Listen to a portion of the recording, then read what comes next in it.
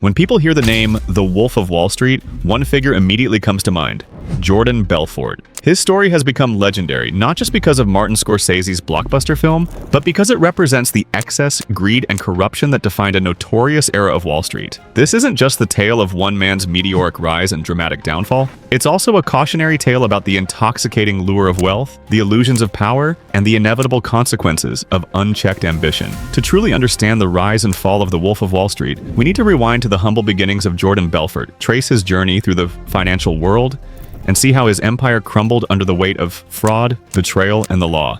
Jordan Belfort was born in 1962 in the Bronx, New York, to a middle-class family. He wasn't born into wealth, nor did he come from a line of powerful financiers. In fact, his earliest hustle was selling Italian ice on the beaches of Long Island during the summer, where he reportedly made thousands of dollars as a teenager. From the very start, Belfort had a natural gift for sales. He could persuade, charm, and close deals like very few others, and that ability would become both his greatest asset and his eventual downfall. After studying biology in college with the intention of becoming a dentist, Belfort realized quickly that dentistry wasn't the path to riches. He dropped out, determined to chase fortune through business.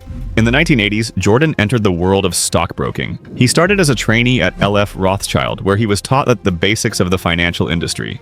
This was the era of excess in America. Wall Street was booming, greed was glorified, and the deregulation of financial markets created fertile ground for ambitious young men like Belfort. But his time at Rothschild didn't last long. The infamous stock market crash of 1907 wiped out many jobs, including his own. For most, that would have been the end of the dream. But for Belfort, it was the beginning of something bigger, something far more dangerous. Out of desperation, Belfort joined a small brokerage firm on Long Island, selling penny stocks.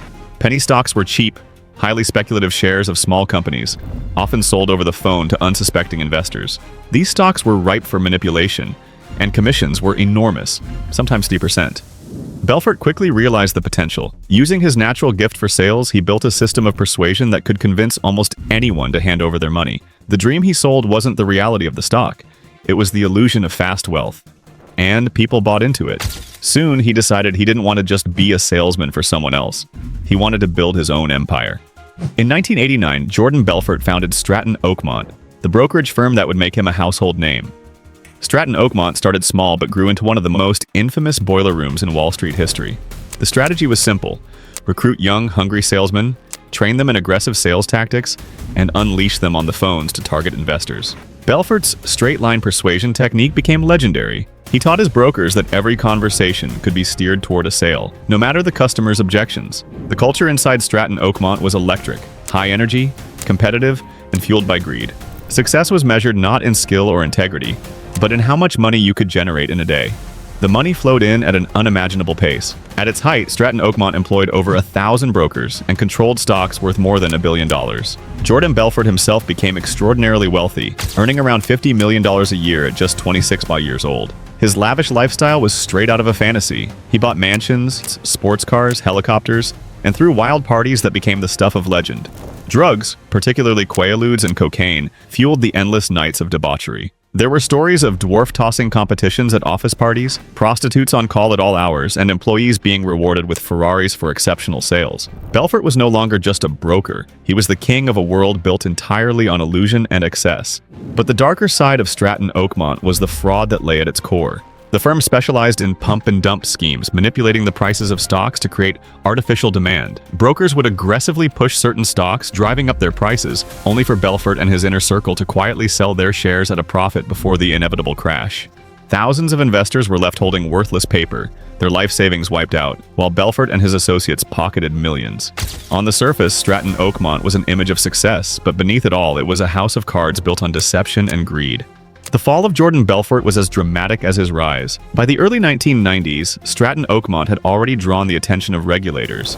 The Securities and Exchange Commission, SEC, began investigating the firm's shady practices, and the FBI soon followed.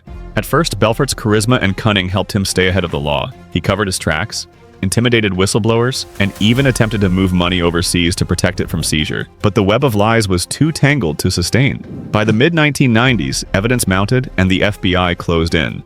One of Belfort's closest associates, his right-hand man Danny Perush, eventually cooperated with authorities, and the walls of Stratton Oakmont came crashing down.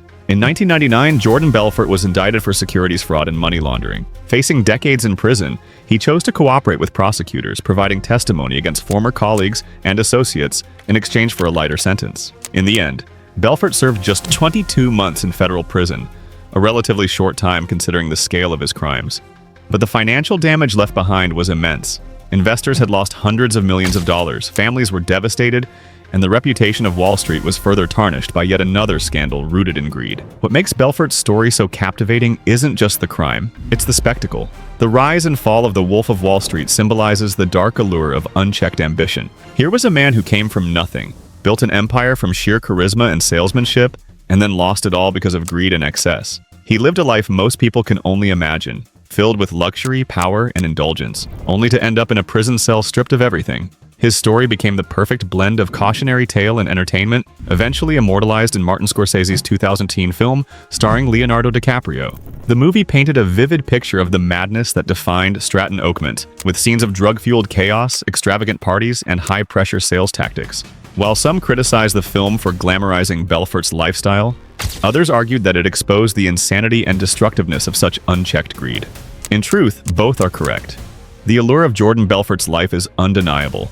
He lived like a rock star, but so are the consequences. The fall was inevitable because no empire built on lies can stand forever. After prison, Belfort reinvented himself as a motivational speaker and author. He published 2 memoirs, including The Wolf of Wall Street, which inspired the movie. Today, he travels the world giving seminars on sales techniques, persuasion, and success. Critics argue that he continues to profit from his crimes, as many of the victims of Stratton Oakmont have not been fully repaid despite court orders. Belfort insists he's working to make restitution, though his lavish speaking fees and new ventures have raised eyebrows. The irony isn't lost on the public. The man who once sold worthless stocks is now selling wisdom and inspiration, packaged in the story of his own downfall. So, what can we learn from the rise and fall of the Wolf of Wall Street? First, it's a reminder of how intoxicating the pursuit of wealth can be. Belfort's genius wasn't in finance, it was in psychology. He knew how to tap into people's fears and desires, convincing them to chase dreams of fortune, even when the odds were stacked against them. Second, it shows how dangerous unchecked ambition can be. The culture of excess at Stratton Oakmont wasn't just about money. It was about power, dominance, and escape from reality. Drugs, sex, and luxury became tools to numb the inevitable crash that was coming. And finally, Belfort's story shows that no matter how high you climb, when your foundation is built on fraud, the fall is inevitable. Like, share, and subscribe for more powerful stories of ambition, greed, and downfall. Join our community and never miss the lessons behind history's most fascinating rises and dramatic falls.